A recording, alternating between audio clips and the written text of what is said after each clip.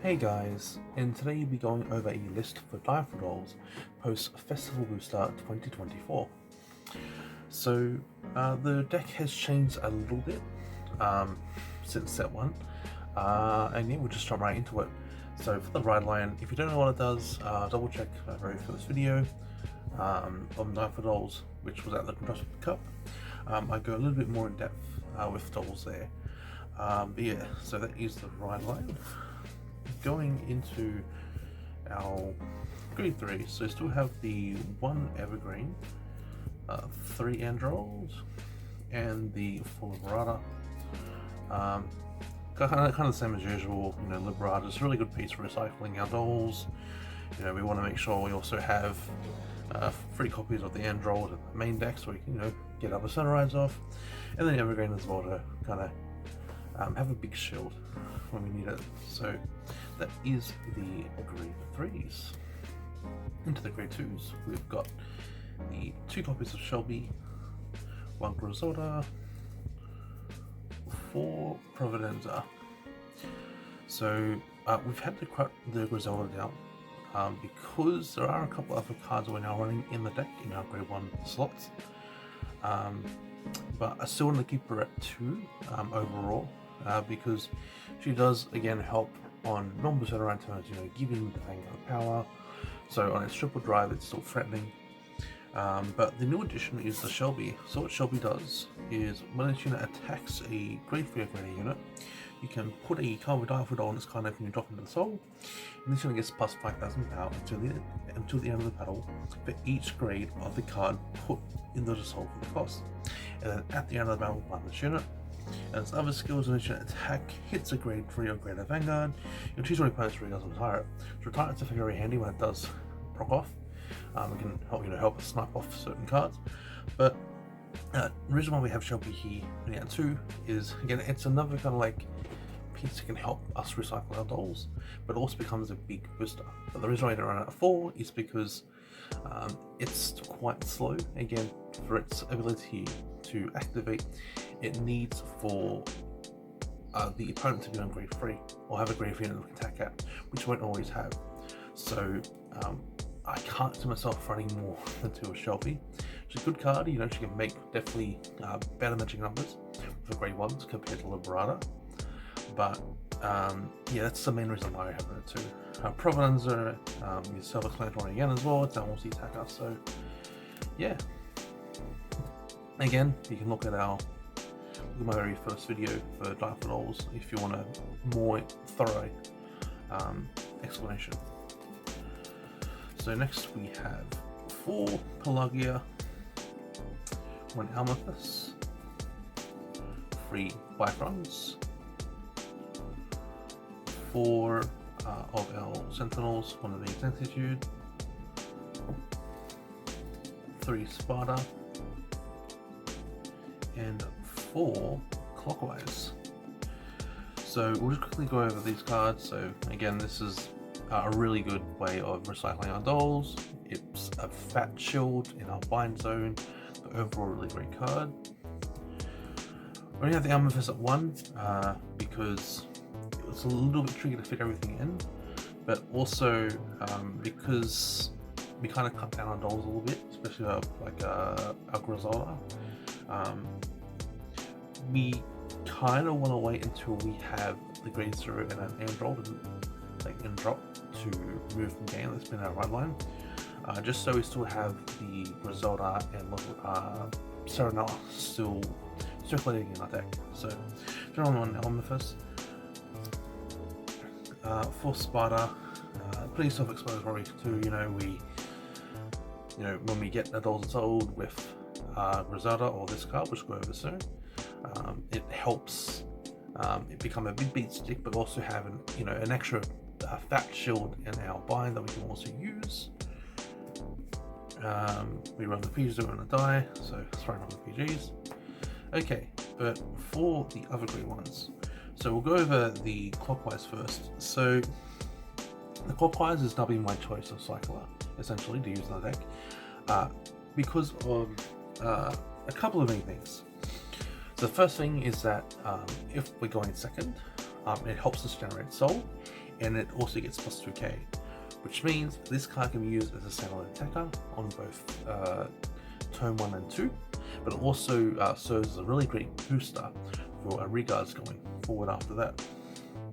But with its other ability is on Regal Circle or Drop, which when your other card is discarded from hand during your turn, you can Energy Blast free remove this card and choose one of your discarded cards from the hand.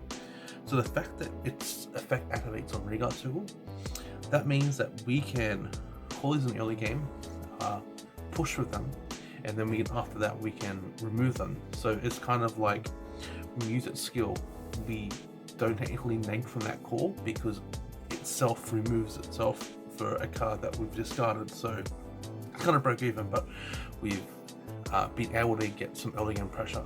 Because again, with Direful dolls, you don't really have much early game pressure. So just being able to at least do a little bit on turn 1, just always just swinging with one card and passing, it does help, especially if we can bet the opponent like 3 damage, especially before our first free turn. It can be quite substantial. And yeah, when the new promo comes out, the deck will change quite a bit because that card's quite good. I know a lot of people are not happy with the promo, but it does bring a decent bit to the deck. It essentially brings up more consistency, which is what we really need. Speaking of consistency, we have the free Bifronts. So we can only use it for a first skill, but what a first skill is that when it's placed on Regal Circle from hand, you can counterblast 1, look at the top 3 cards of your deck, choose a card from among them, put it into your hand, choose a card from among them, put it into your soul, and discard the rest.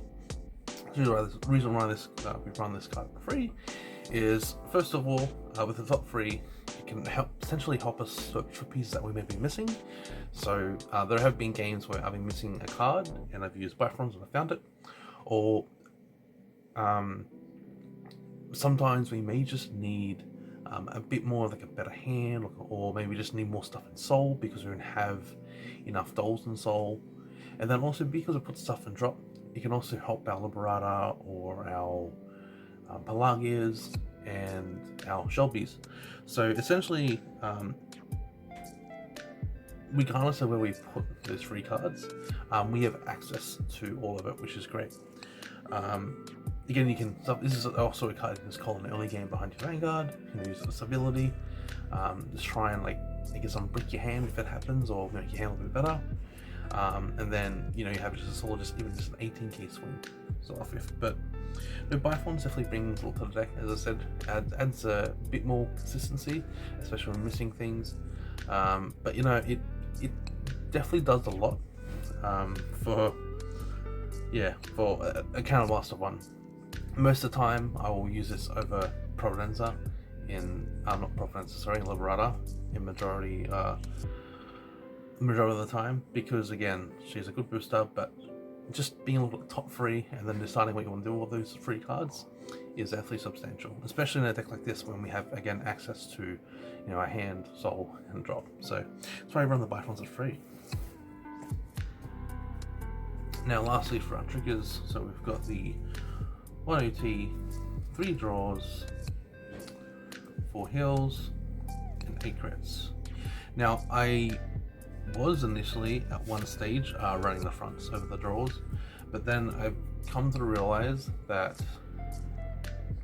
the way the meta is at the moment, it's still somewhat slow, but the decks overall, the decks that are slow, can essentially grind better than what we can. So we still need to, obviously we're going to be slow still, but we need to still try and finish the games faster, to not get into an extent where we go into a grind game where we know we can't win.